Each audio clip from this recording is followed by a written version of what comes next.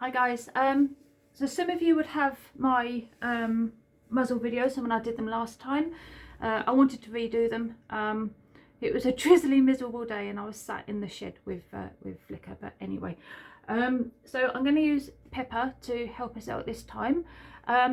So I include muzzle training on the puppy course because you never know when in your life or their life that you're going to need it.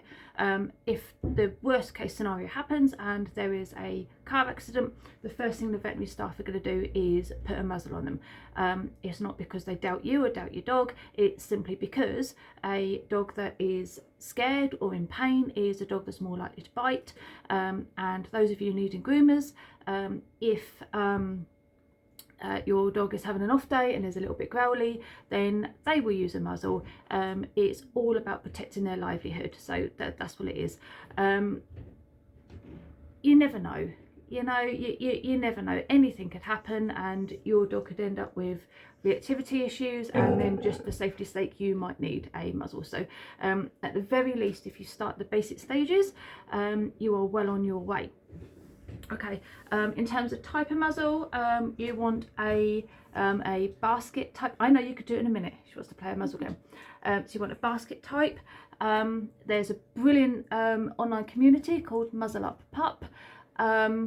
Join that should you find that you need one. So this is great for short-term use, but if your dog needs it and or is required by law to have one, then you want one that they can open their mouth even wider and have a full pant in. So although there is pant room here, it's not quite perfect. This is actually a size too small, so you see when I pull it on Pepper, it actually seems like a perfect fit, but actually it's a size too small. So this is a size 5 Baskerville. She obviously needs a 6. And is very pushy.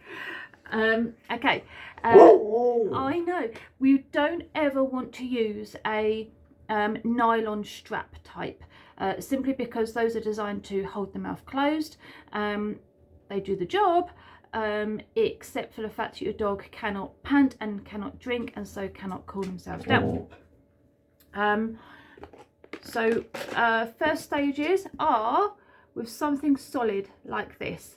The idea being, I want the dogs to, in a minute, to stick their face in a novel object, or something completely obscure. So in this instance, yes. So she stuck her face right in, and she's happy to do so. Yes, good. So you may find that your dog is a little reluctant. Yes. So she does it because she's well rehearsed in doing that. Yes, good. But if your dog's a little bit nervous, yes, thank you very much. Then typical collie, she will just keep going and going, this dog. So if your dog's a little bit nervous, it might be that you have to say your mark and then do the reward for your dog looking at it or stepping towards it, or just touching the very edge, so that you're working closer and closer towards them, offering the behaviour. Yes. Good. So see, at this point, I haven't said anything. I haven't asked her for anything. It's literally been a shaped behaviour. I want her to have fun, just sticking her face in something, anything. Okay. When you are past that and your dogs are happily offering the behaviour, as you saw with her, what I want you to do is to open it right out like that, and then we're going to present it in the same way. Yes. Good. So when she freely, happily sticks her face in, that's when the mark and award comes. Yes, good, good job, well done. Okay, so that's your stage 2. You can go away and have those, well done. Right, now, given that this, yes, very good. Who's training who? Well done. Now, given that this is a size too small, just a moment please, thank you very much. I can't get the treats in, I can't shove them in to reward her in a way that I would like, but your stage 3, so they've put their face in, and then I want you to post the treats in here or in here. Stop trying to steal it, thank you. I know.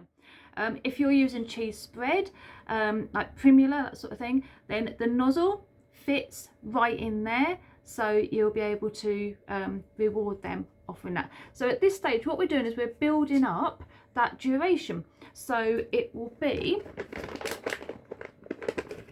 I'm not going to mark straight away. So we've got, yes, good. So you see that time I waited a few moments. So yes, good job, good job. So she looks right at me. I'm doing it, mum, I'm doing it, mum. So that you'll be able to build up your duration, but then, hang on just a moment, you can reward that duration by posting in the side, so your dogs won't have to take their face out the muzzle. So that shaping game is bog off, is one way of doing it.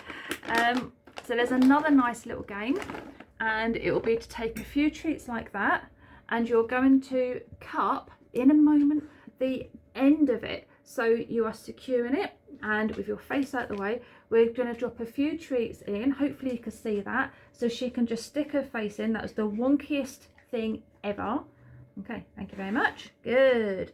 Now she's had a few, and I'm going to add a few more. She's making this very difficult, being pushy and full on. There you go, good job. I'm sure your dogs are going to have far better manners. Well done, good. So, and then let me just a moment. She's so bad. So I'm just going to add a few more. So you see this anticipation, she's excited. Oh my gosh, she's going to add more treats. And all I've got to do is stick my face in there and chow down. Happy days. Good job, good. That's it, you can have that one, it fell out the end. Okay. So by this stage, your dog should be happy as Larry to stuff their face in there, whether they know that they're going to play the duration game and just hold their face in there until they're marked and rewarded, or we just get to trough and snuffle and have a great game like that. Okay. Your next stages, so your dog's head is in there, then we can bring the strap up, so we've got the weight of the strap sitting behind their ears there, and then we could take it all away. What a good dog, well done. So now we're happily stuffing our face in. Brilliant, good dog. Let's go from there. Ready, good job. I know, beautiful, that's awesome. Wowee, wowee. Very clever, good girl, well done. Okay, so short and sweet like that, and then we can do a little bit of walking around maybe, or a little bit of, so if you need it for husbandry, if you need it for walking, then make sure that you use it in those sorts of contexts. So it could just be the muzzle goes on and you lift a paw and then, you know, mark away. So we don't want to go straight to lifting a paw to then cutting the nails, and then, because then we get the link that equals nail clipping, which perhaps we might not like. Or if you need it out and about, then this goes on, we attach the lead, and then it can all come off and so on. So we're just making this a lovely thing and part of a ordinary daily routine. Like I say, I train for it anyway. It's something that I like to have in my back pocket should I ever need it, and you know, you never know, the worst case scenario, at the very least, if we can take this extra element of stress away from your dog's experience, then, you know, they're having a very bad day anyway. If we can help them, then it's just a nice thing to do.